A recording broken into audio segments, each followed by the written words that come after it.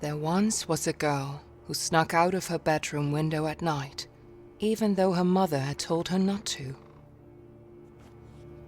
She went into the forest, and at first it welcomed her with warmth and a promise of adventures. But soon the forest seemed to grow colder and darker. The girl was afraid and she wanted to go home, but Bramble crawled around her arms and legs, and she could not get away. And the girl was never seen again.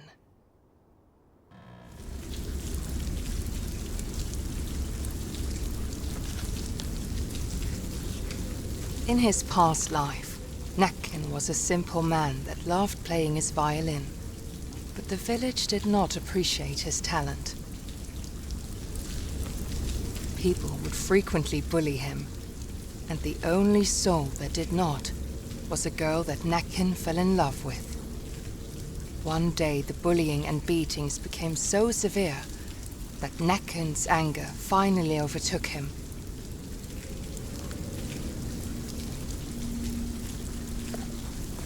He marched into the village, playing forbidden melodies that made everyone dance, until their flesh and bone got worn down. They eventually died, leaving behind shuffling corpses, still trying to dance to Nacken's melodies. His love was not spared death either. Devastated, Nacken left the town and lived by the lake, drowning in his sorrow, where he still lures people with his deadly music.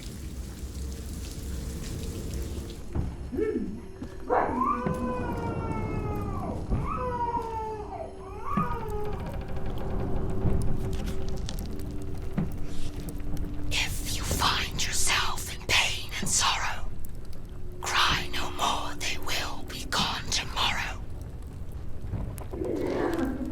Listen to the voices of the deep, and join the wolves that circle round the sheep.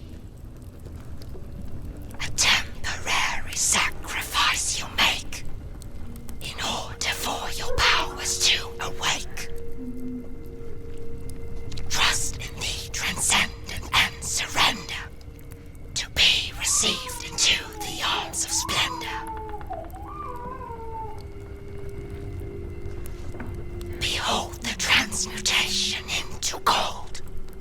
Soon a god emerges from the mold. No longer human, brittle and alone. A goddess reborn, seated on her throne.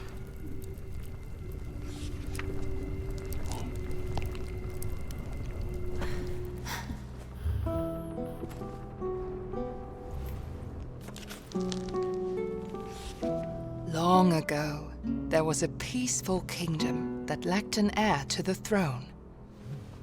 King Nils and his queen Magdalena had waited for a long time, and at last she was expecting a child.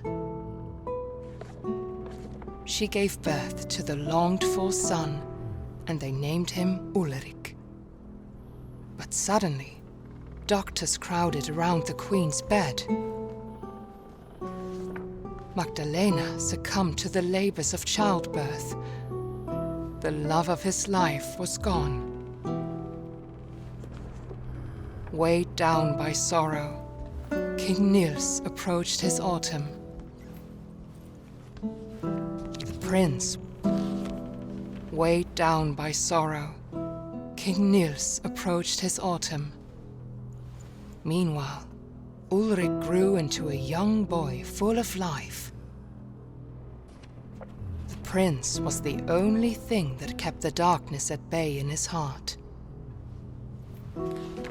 One day, Prince Ulrich fell ill. The doctors tried everything, but he grew weaker and weaker. They told King Nils about a mythical flower that witches were rumored to use to heal any illness.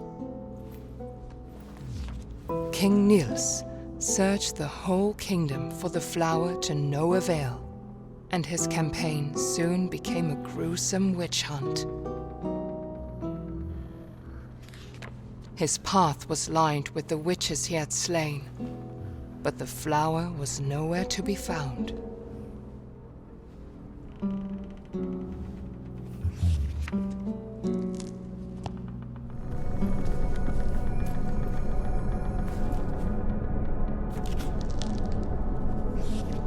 Once there was a peaceful village near a great forest.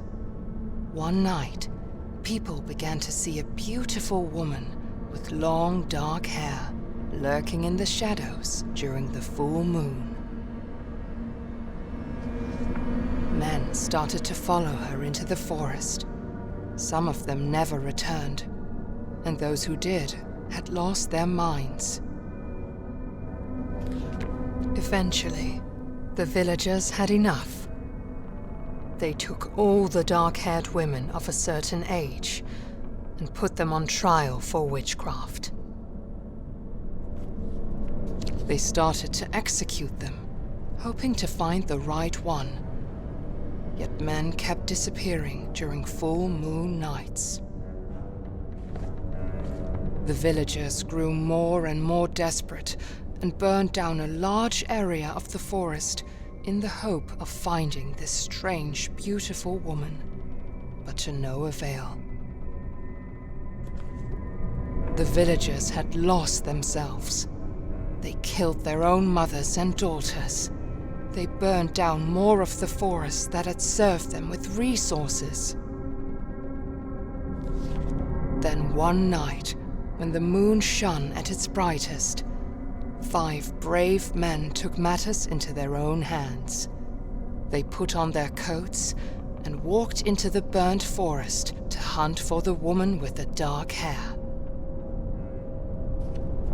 After a time, they saw the beautiful woman standing in a clearing. The men were instantly enchanted and followed her deep into the forest's heart. She was a shapeshifter that mimicked what men wanted to see in order to lure them away. When they were close enough to touch her, she transformed into something monstrous. She ripped their chests open, hung them up in the trees, and drew strange powers from their still beating hearts. And no one would ever see them again.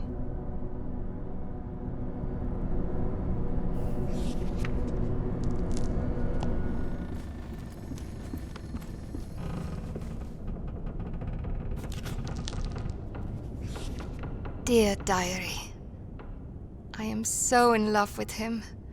I cannot even describe it. It feels like he loves me too. Our village still tries to heal its wounds from the dark days, but at least me and my love survived and have each other. After the horrible witch hunt, we thought we were safe. We thought we would have peace. But then the plague came to our village. Feels like the plague is some kind of punishment for our sins. Maybe we deserve this.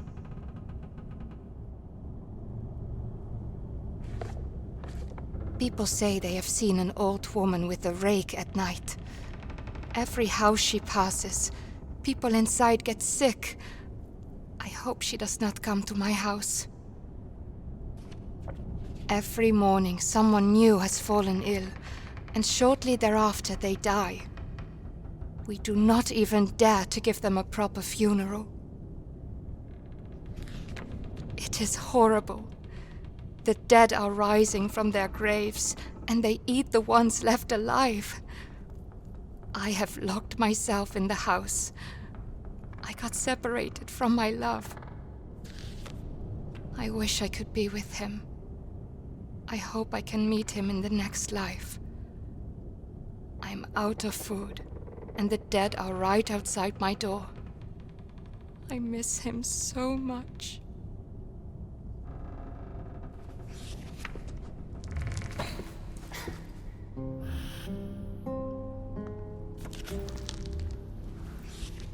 Exhausted, bloody, and at his wits' end, King Nils came to a witch's house on the outskirts of his kingdom.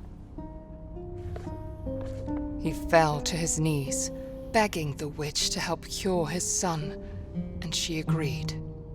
The witch explained that the flower held tremendous power that could only very carefully be used for good. The witch instructed he only use a single petal. Using the whole bloom would only invite death. Ulrich began to recover, but discontent at the royal line had grown in the kingdom following King Nils' bloody campaign. The next day, King Nils found his son dead, and the last light holding his darkness at bay was snuffed out. Heartbroken, King Nils turned to the bloom which had promised life, and instead saw it as an escape from his suffering. The witch, having come to visit the king and the prince, looked at the nightmarish scene in despair.